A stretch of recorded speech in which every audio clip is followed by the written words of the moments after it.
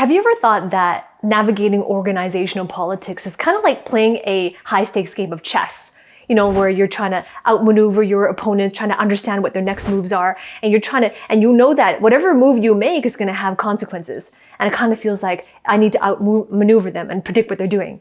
Well, if that's you, a little while back, I watched a movie called The Queen's Gambit. And this was a fictional character, Beth Harmon, and she was rising the ranks and becoming a chess champion. And it was very, very inspiring to see how she developed her own strategy. She remained her authenticity as well, and she became a chess champion. Well, I want to share with you that when it comes to navigating organizational politics, you can still develop your own strategy while remaining authentic. So in this episode, what I want to share with you are 5 key principles on how you can create this winning strategy. Principle number 1, evaluate the bigger picture. Now, have you ever thought to yourself, politics is so dirty? Or maybe said in the same sentence, dirty politics, messy politics. Oh, I want to get away from that red tape.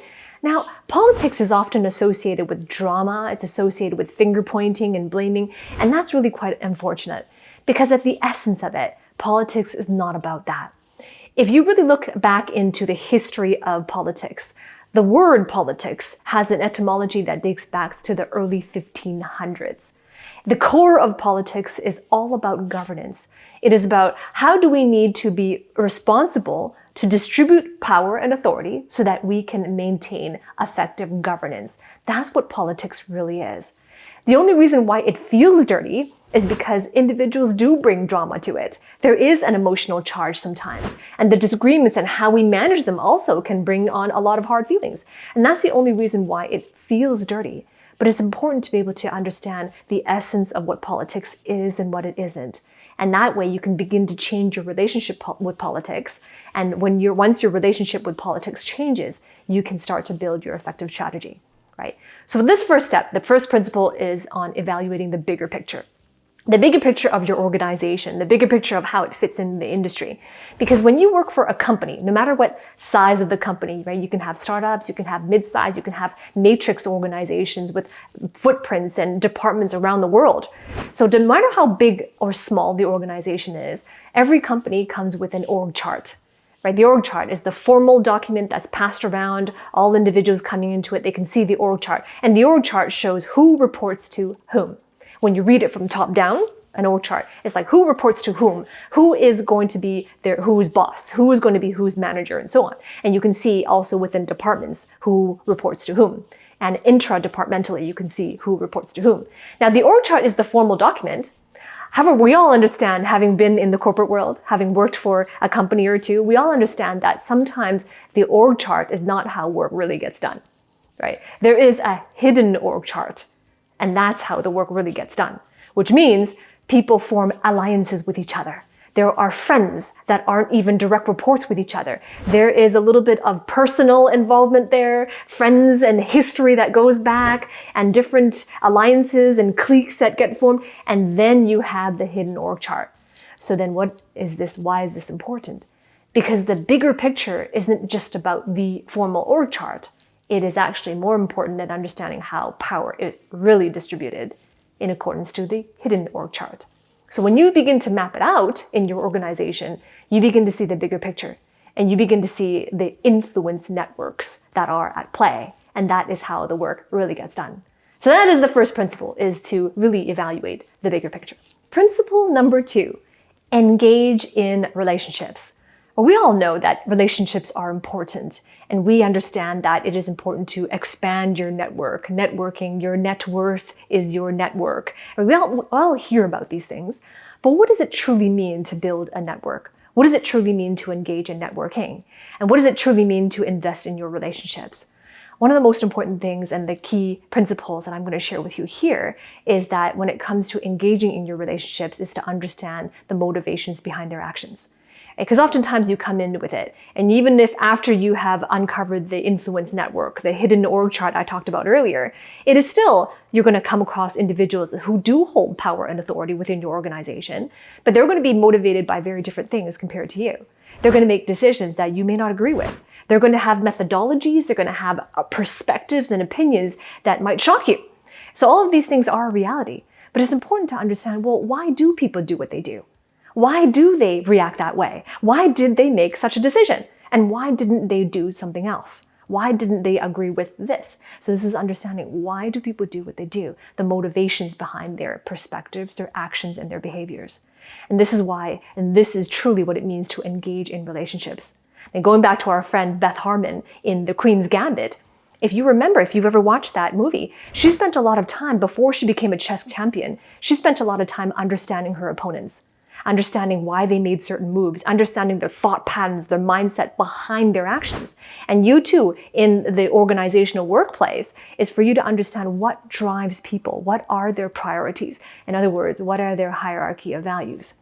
And when you understand these things, that's one of the most influential things you can do for yourself and for other people. But remember, in order for you to identify what another person's top priorities are, in order for you to identify what somebody else's values hierarchy is, it will be important for you to understand that for yourself.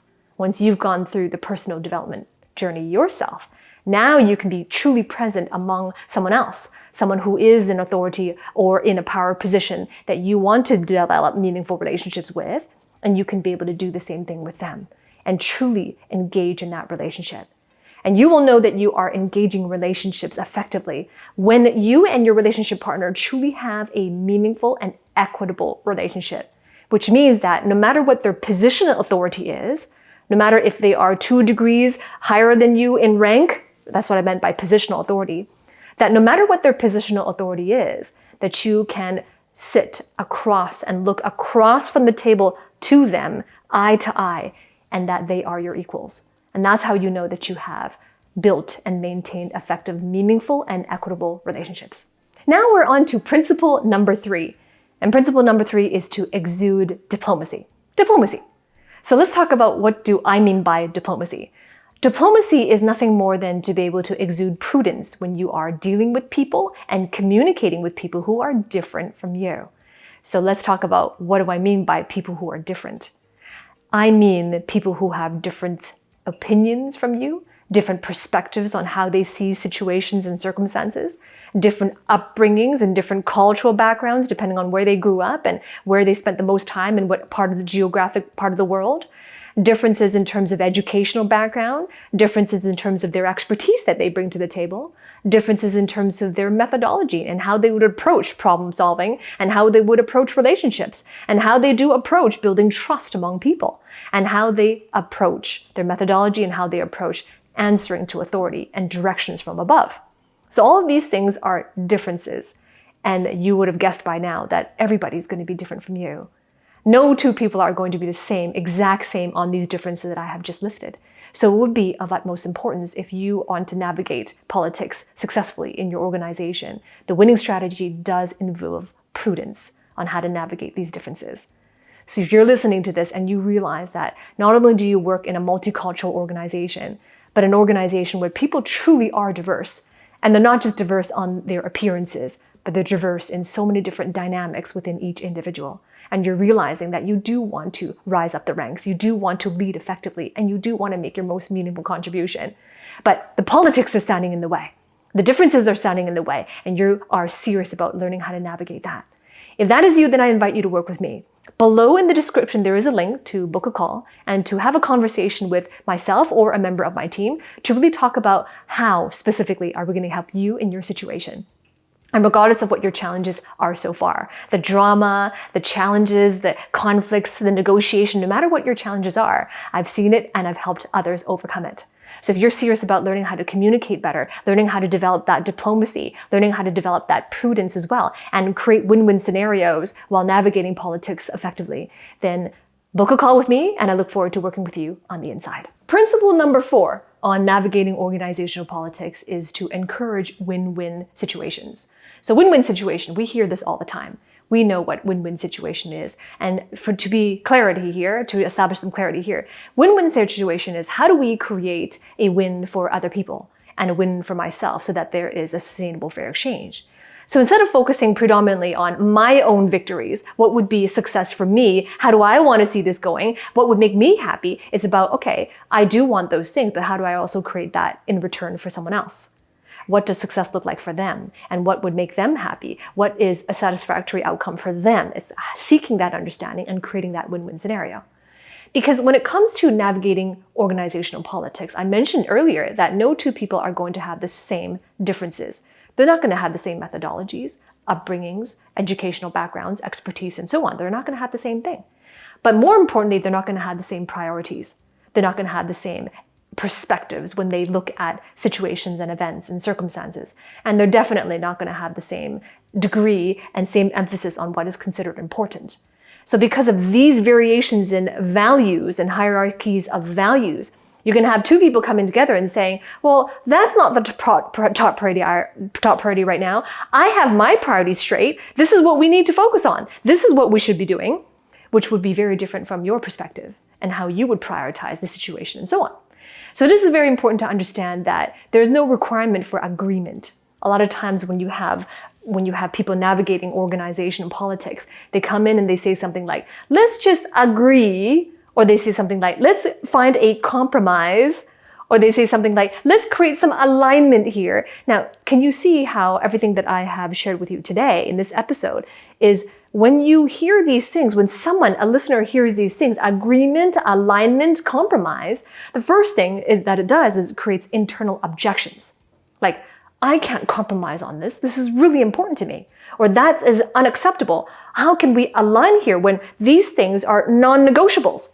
Now, everybody's thinking the same thing. And then it might seem to you as you're listening to this, you might be thinking, well, then how could we ever navigate organizational politics? Well, it's not about changing somebody. It's not about coming to agreement, because wouldn't you agree that certain situations, like every situation actually, there's no agreement that's going to be 100% unanimous. And this is even more emphasized in industries like healthcare. In healthcare, for example, and finances, financial industries, there's no consensus. There's no such a thing as a complete around the room, all across the board, that everyone unanimously agrees with what we're going to do moving forward. We can't have consensus like this. So understand that every individual is dedicated to the fulfillment of what they feel is most important. So creating a win-win situation would be a way to engage in relationships, which is a principle I shared with you earlier, to create that sustainable fair exchange, and to more importantly, to help your listeners and to help your team members to feel appreciated and understood for their perspectives as well, right? So this is key. How do you encourage these win-win relationships? Principle number 5 to navigating organizational politics is to evaluate the landscape. The landscape is continuously changing, and I mean the political landscape. In your organization, no matter how big or how small your organization is, the political landscape does not stay the same. And it did not stay the same in the history of your organization as well. So when it comes to navigating and understanding how the political landscape changes, there are key events that cause a shift in political landscape. Now, political landscapes are changing whenever you see that there is a reorganization, a restructuring, a change in the way leadership is carried out. Those things will necessarily create a shift in the political landscape. But I want to share with you some key things that happen along a business journey that causes those things to be required, right?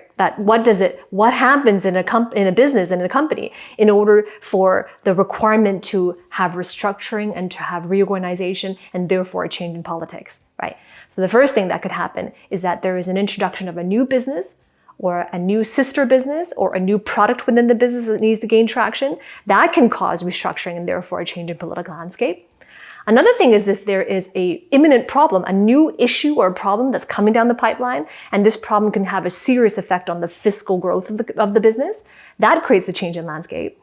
Another thing is that if the business or a particular arm or a product line in the business is in danger of imminent failure, that will change the political landscape. Another thing is also if there is rapid business growth, a lot of business growth that demands a certain type of leadership, that will change the political landscape as well. So all of these scenarios that I just outlined with you necessarily does change the political landscape. And therefore, at each of those situations and circumstances within a business or a product line within the business will demand a different type of leadership. So what can you do? It will be important, it would be wise for you to understand and stay updated and afloat and observing when these situations are arising, having a pulse on the movement of the business towards growth or problems or imminent failure, to have a pulse on those things and to be able to know what's going on. and therefore to be able to identify what stage of political landscape shifting are we in. And in that case, and that's from that sense of awareness of your circumstances, awareness of your surroundings, you can be prepared to create that win-win scenario, to engage in relationships, to understand the big picture, and everything that I shared with you before. Now, just as though you were playing a very high-stakes game of chess, be able to navigate organizational politics does require a keen observation. It requires strategic thinking. It requires being able to see the big picture, those skill sets and adaptability, just as with chess and navigating organizational politics. But by applying these 5 key principles that I shared with you today, and the steps involved in applying those principles, right down to practicality and implementation, you can create that winning strategy, and you can position yourself as a leader in your industry and within your company and the business function that you represent. So now, a while back, I created a different episode. And in that episode, I talked about diplomatic communications, right? Because one of the principles that I shared here was in being able to engage in relationships, being able to have diplomatic conversations with people who are different from you in multiple different ways, that they're different from you. So if you are serious about developing this skill set, because you can see and you've experienced the importance of being able to navigate politics, then the video that I talk about, that episode about communicating diplomatically, that episode is coming right up next. I'll see you there.